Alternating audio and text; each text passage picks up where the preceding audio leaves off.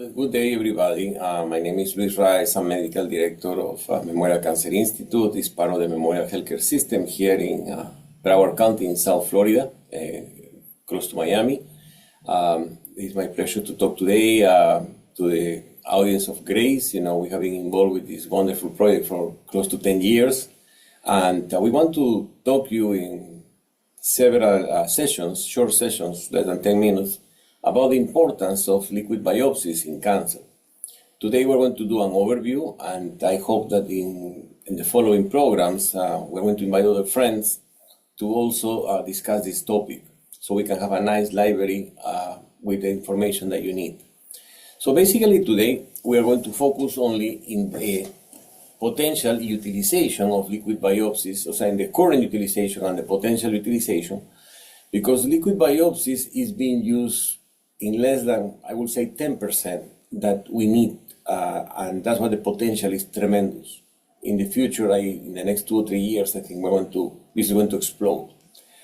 I see that there are probably 6 uses for liquid biopsies, and currently we are only doing 1. Yeah, currently we're going to talk in lung cancer. If you have a lung cancer patient, stage 4, patient comes for evaluation and diagnosis, and part of the workup is to do a liquid biopsy. It's a tissue biopsy. So we do next generation sequencing in the tissue, and that's why we identify the molecular aberrations necessary for tailored therapy, EGFR, ALK, ROS.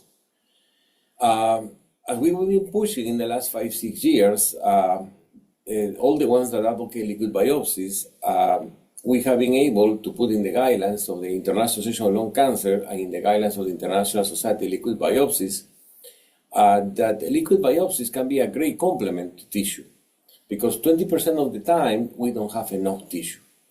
So in these patients, liquid biopsy is extremely important because we don't want to miss these genetic aberrations that can give the patient years of life. A patient that we find an ILK genetic aberration can live 8 or 9 years, even being metastatic today. So you don't want to miss the opportunity of patients to find a genetic aberration that can prolong significant their survival. So that's why we use now the liquid biopsy in a new patient, metastatic cancer, as a complement. However, a lot of people doesn't do the liquid biopsies because they said, we already have the tissue, why we need the liquid? So that's why comes the second utility of the liquid biopsy, okay? Some of us have presented in several meetings like World Lung, ASCO, the data that there is an advantage of liquid biopsies over tissue.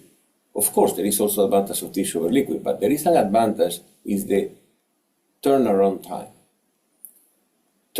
time. A liquid biopsy only takes 8 days, maybe 9 days to get the result.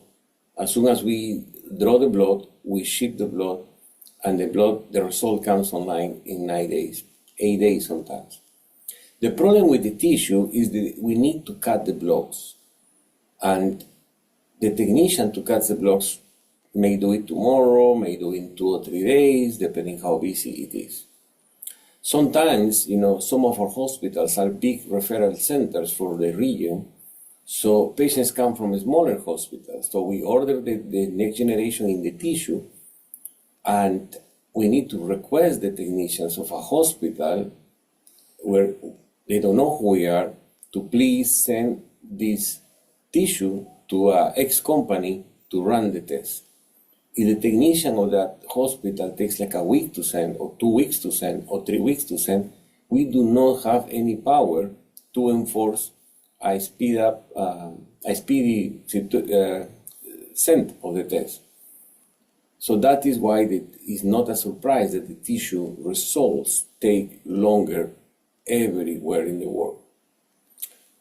And that's the real life, okay? I know that in a lot of academic centers, including my own hospital, we have our own machine here, and we can do the NGS in 2 weeks. But that's not the real world. That's not the community world. That's not when most of the patients are being treated. 80% of the patients in a community. So that's why the second utility I'm advocating now is if we do the liquid biopsy and the tissue at the same time when we meet a lung cancer patient, in 9 days, we can make a decision 80% of the time based solely in the liquid. We can make a decision what's the best treatment for this metastatic patient with lung cancer. Okay, we just presented our research in the World Lung, and we presented more than 331 patients, and we show that 80% of the time the liquid is enough for us. 20% of the time the liquid may miss something. That's why we need the tissue that comes 2 weeks later. But that's a potential utility, a potential switch or swap of the standard of care therapy using liquid biopsies as a front line to make treatment decisions for therapy in these lung cancer patients. There are similar studies than my study. We have Dr. Natasha Lay, Dr. Charo Agarwal. There is a lot of experts in liquid biopsies that have done similar studies. Unfortunately, there are not a lot, but all of them show the same thing. Doing liquid biopsies, we can save a couple of weeks of waiting compared to doing only tissue biopsies first.